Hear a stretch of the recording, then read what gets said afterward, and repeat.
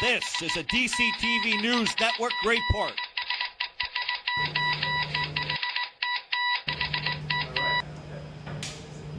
All right, ladies and gentlemen, we're going to get started with our post-event press conference here with Chevrolet Detroit Belle Grand Prix Chairman Bud Denker,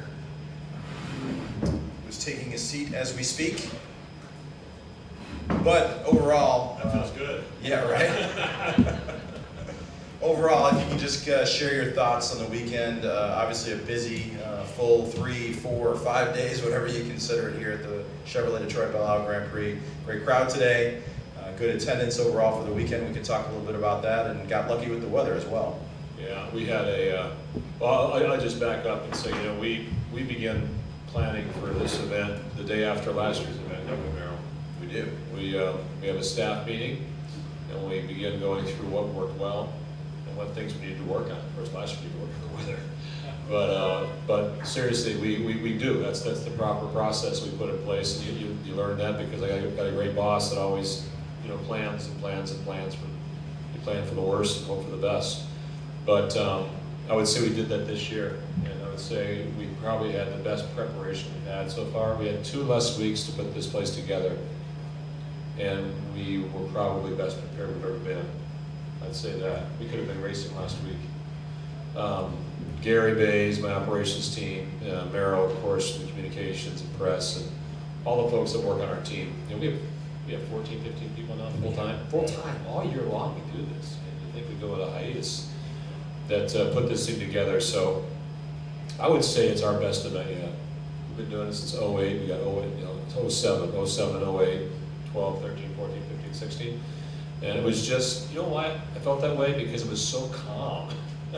Wasn't it? All week long I kept saying, what is wrong? Right? Where's the white, I call it white water? When things are calm, you always got to be, there's something going on you got to look for. And we had no white water this year, did we? Last night we had some white water. We had some rain, and I made a commitment to this city, and rather to the DNR, that we would not park in the grass on Riverbank if it rained. And it rained last night. And at 10:30, Gary, Michael Montry, and myself went out and we drove did we, Michael? We drove around all the grassy areas. We walked it in the rain, pouring down rain. And we made the call and said it's going to be too wet. And we can't afford to damage that area because we damaged it. It was tough last year because the tow trucks got stuck last year, if you recall, right? But you know, Michael Montry's over here. If you don't, Michael's my general manager. You've all met, hopefully, and Michael's been on board now since January. And he has picked the ball up and just run with it. So I expect next year I'm going to be in the Coors Light Beer Garden all weekend, enjoying our favorite bands. I haven't done that yet, Michael, so I'm looking forward to that next year. May have a pina colada or two, Nero. But this was our best prepared event, much driven to Michael and the team and Gary. And was it the smoothest? Would you say, Nero? Yeah, so smooth all the way there's around. always challenges, but you meet those challenges, you keep going. Yeah, think about last night. We made the call last night to change our parking, to take everybody off the grass, and we put them on the athletic fields, you know where they are back here, down Central Avenue and down Riverbank, which requires shuttle buses at 10:30 at night. Tents had to be put up. All the signage had to be changed, right, to do all of that. Bring all those people in, thousands of people in, and then have us up there at 5 o'clock in the morning pushing it back. Our team did that.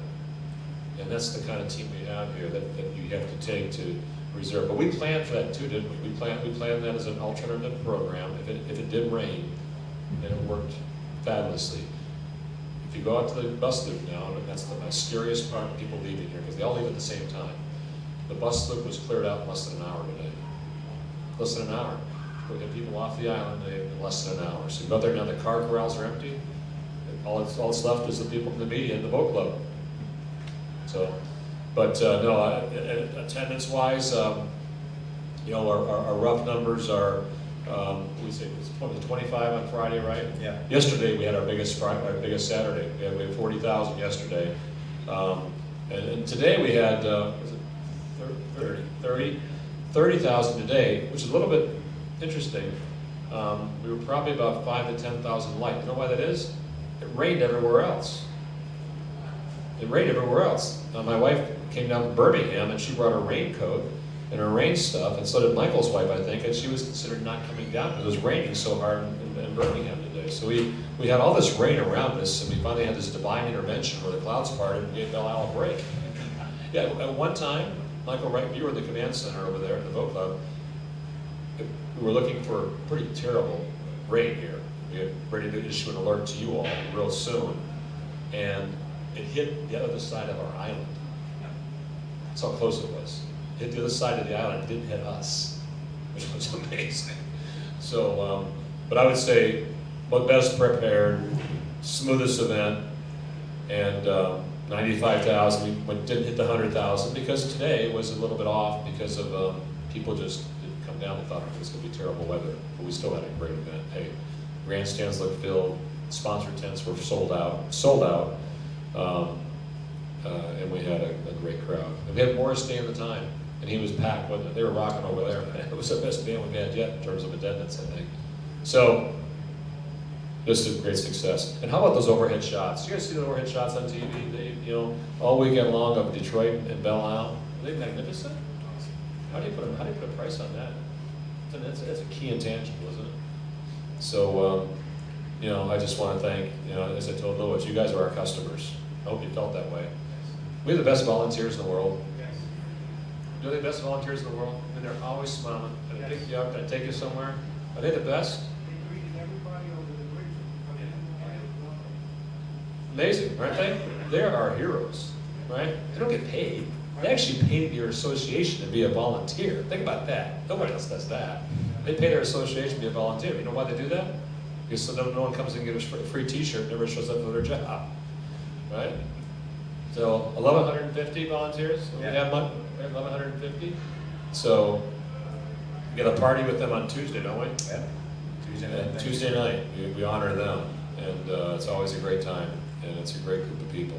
So I'm so proud of our volunteers, and it was great having Mary Barrow here today, Mark Royce, Steve Kiefer, Dan Hammond, the whole team was here as well. It was great having them as senior leadership, and the board members of GM came here today too. That's the kind of support we had from the General Motors Corporation, and I often say, if they weren't involved, we wouldn't be doing this event. We wouldn't be doing it because they provide us the kind of support that we have to do this event now. We just couldn't do it on our own. And then we had 74 sponsors this year. That's a record for us as well. 74 companies were involved in this, and because they want to give back. And do y'all let's see the Scott Fountain? Anybody see the Scott Fountain this weekend?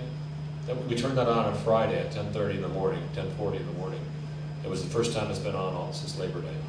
And if it wasn't for DTE, it wasn't for the Grand Prix, the Scott Fountain would be working down here. So, and this is a 100-plus-year-old place as well too, right? We polish it every year.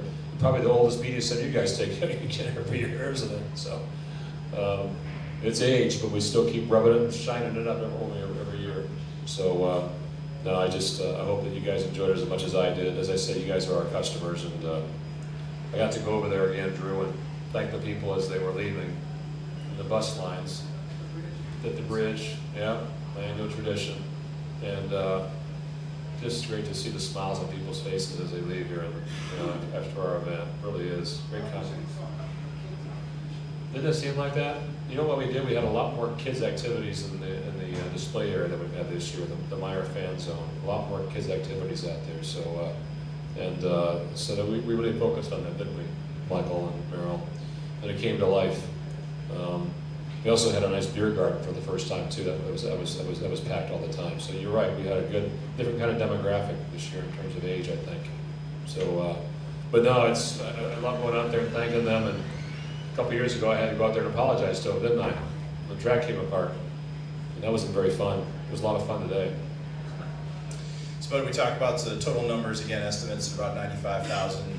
So to clarify, 25 on Friday, about 40 yesterday, about 30 today, roughly numbers, so we can give you guys something to run with. Those are finally up. That's close to it. Yeah. If you can, talk a little bit about the on-track competition. Great racing throughout the course of the weekend with all 4 series. Great results for Chevrolet, especially with the sweep of the duel in Detroit, and also for the IMSA finish as well.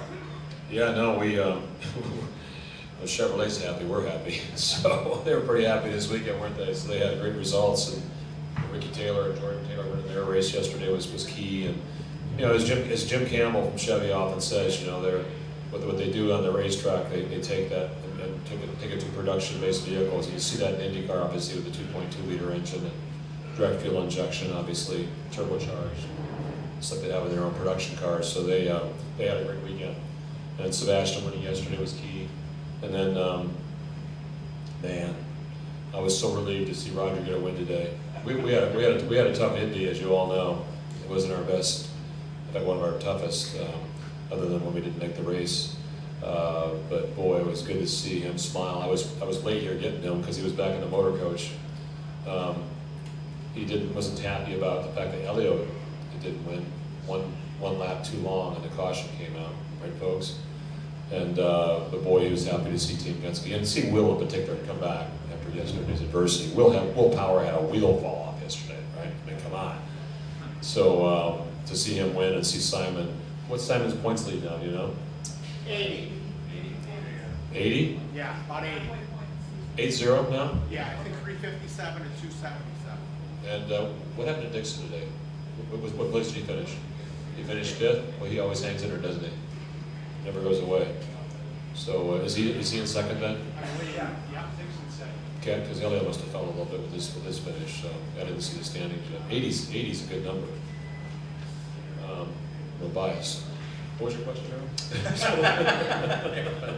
Overall competition. I was on track. I thought it was terrific. How about the Trans Am cars, man? Those are pretty cool, weren't they? The pony cars bringing them back again, the Chevys and the Challengers and the Fords. That was pretty cool. And first time they've been here in 15 years. They were so happy to be here. They've been after us for every year to be here, and they were so pleased. They were so easy to work with as well, which was nice. And they had some great competition. How about those trucks? The trucks, they make me nervous every time they go on the racetrack. And they for sure put on a show, aren't they? As I told somebody, I said, this guy's doing burnouts around my start-finish line, scraping it all up. I said, I guess we're in the entertainment business. You got don't stop losing focus on that, right? So they put on a hell of a show. It's Robbie Gordon's circus, I call it. And also, you know, we're thankful for the young man from Australia that was injured yesterday seriously, and it's good to know that he's a DMC. Tell you, these DMC docs we got here, you know, Dr. J and Dr. D, I call them, Jenny Annis. We got the best trauma people around. They are right across here based. First of all, they love racing. You see them in their fire suits when they're out there on the racetrack. They love it, and they took a situation with a young man that was pretty injured and really ensured that he got to the hospital safely. And his surgery yesterday on his facial injuries, you know, he's recovering now. His wife is here, fortunately, from Australia. She just happened to be here. She was actually going to fly back today. But I also got to tell you, my team was there and never left her, his wife. In fact, our team was there. Terry Mulcahy, who you may know in the media center here, she left there, Meryl. Didn't you send her over there before what happened? Yes, yeah. And she was there before his wife got there, and Terry stayed with his wife until midnight last night, until his wife got to see her. He got into surgery at 11 o'clock last night. So she was there again this morning at 5 o'clock in the morning. So I would say our team really rallied. In fact, it's interesting. I'll tell you an interesting story.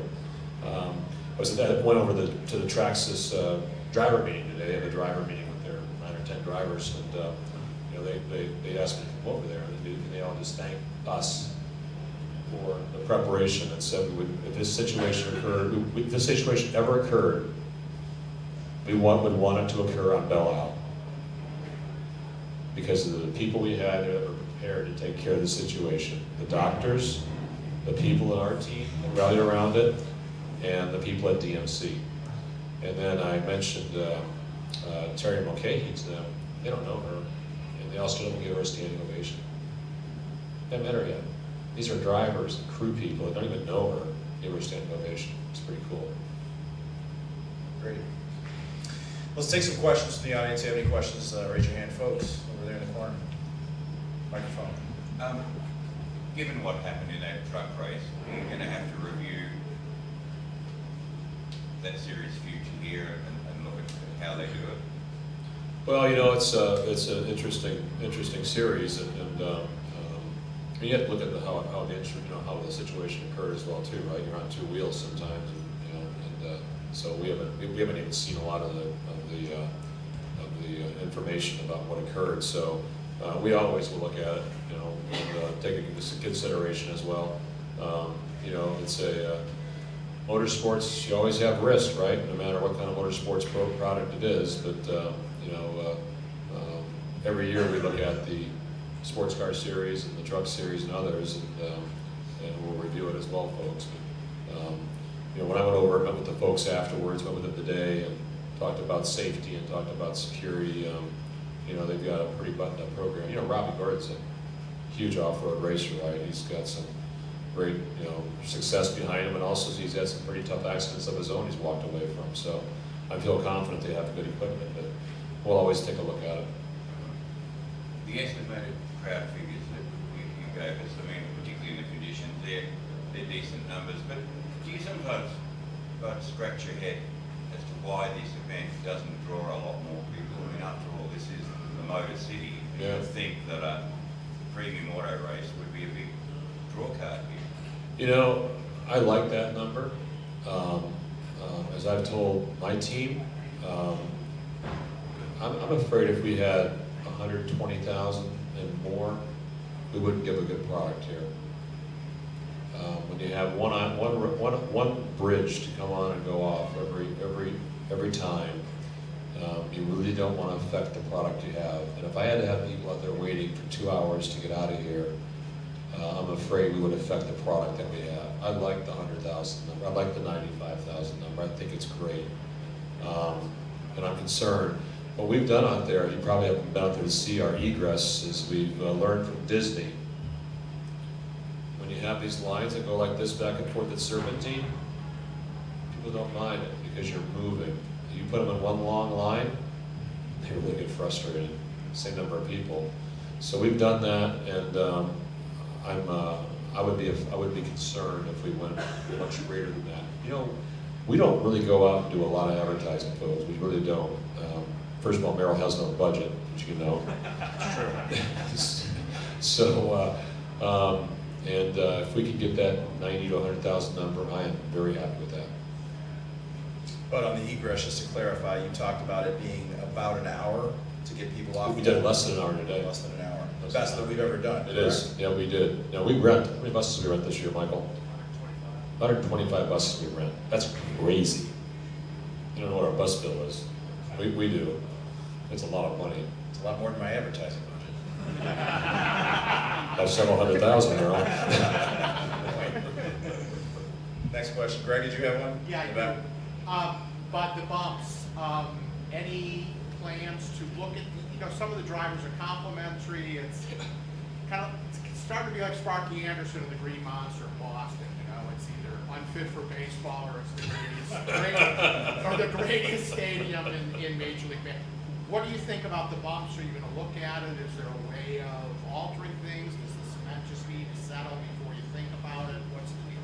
Well, it's funny. Somebody, I think it was Graham Rahal, asked me when we were doing on Thursday. They do a driver walk, a track walk, and they'll walk around the track. And Graham says, "Anything changed?" I said, "No. I was trying to find a way to get more bumps in the racetrack. I just couldn't do it." So we all laughed. And Michael and I went back there yesterday, the no man's land we call it, right? You go back there, and there are some, for some, you're right. Some people said don't change a thing because they think it gives them an advantage. Rick Mears told me, don't change a thing, but when you change something like that, it brings everybody back, everybody else that can't perform back to you closer. That was his advice. So we're going to take a look at it. In fact, we'll get a scan of the track coming up, I believe, Michael, pretty soon. Just a scan of the track, which gives us an engineering perspective of the undulations. So we'll take a look at it. I'm not committed to doing anything yet. We have to have that conversation with the Michigan Department of Natural Resources, because they own this island, or they run this island rather. The city owns it. So we'll take a look at it. There were two spots. It was the back straightaway, and then there was one spot by race control. Right, Michael? So we're not going to have an oval. Right? It's not going to be as Thank smooth as Melbourne. You know, they go from the smoothest course, you know, in the world on bus to Indy, and come to this place. So, as my boss says, it builds character. That's what Roger says. It builds character. Bob?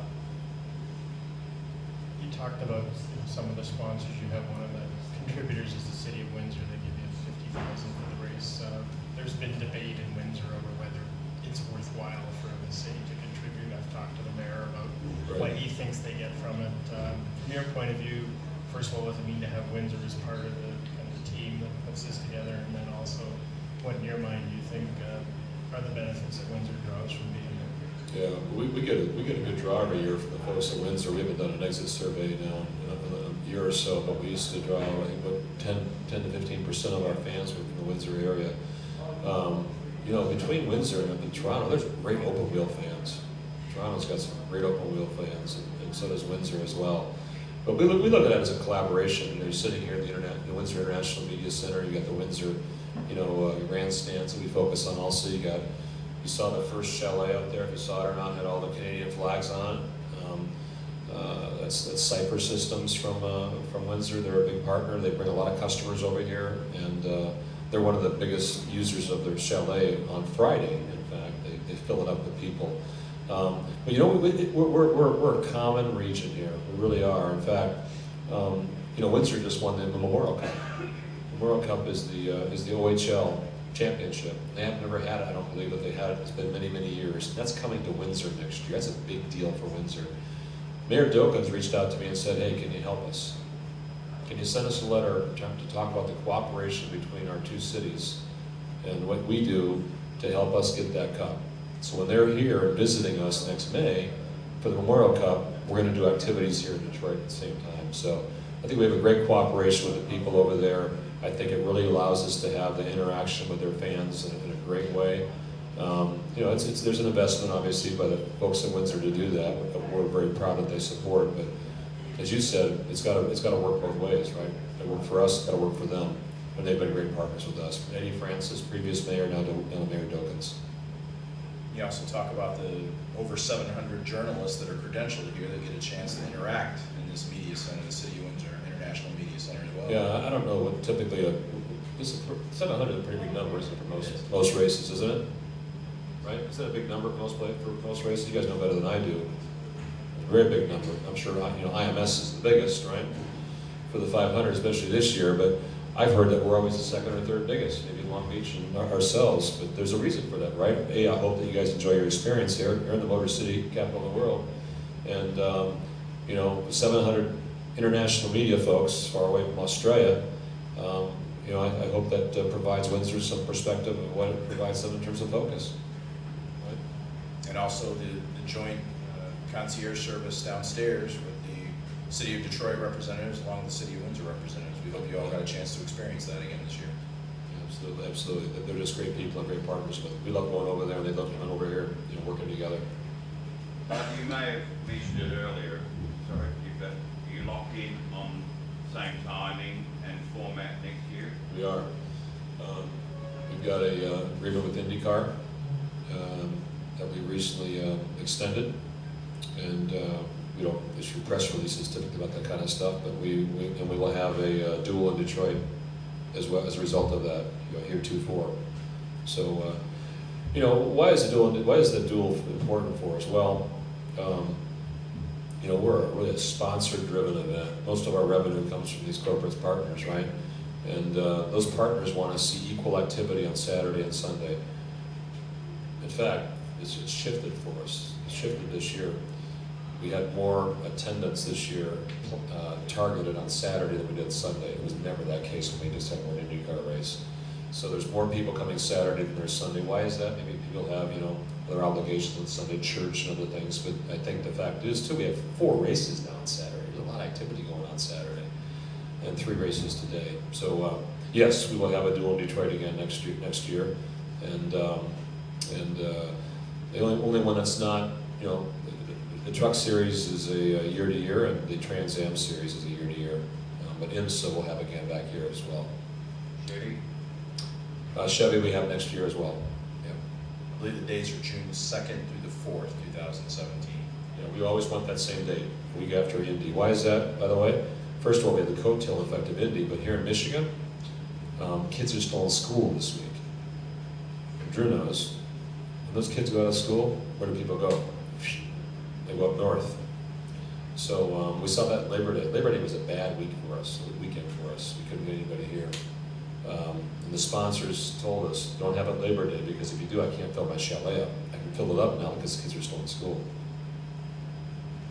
A few more questions, Lewis? But what improvements do you have planned for next year, and any blue sky improvements you'd like to do? What do you think, Michael?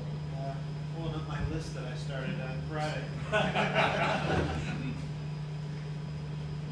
Anything in particular, Michael, jumps off the table at you we need to improve? Just looking here.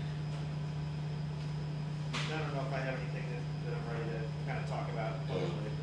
But, We've got some, we want to keep touching on Belle Isle.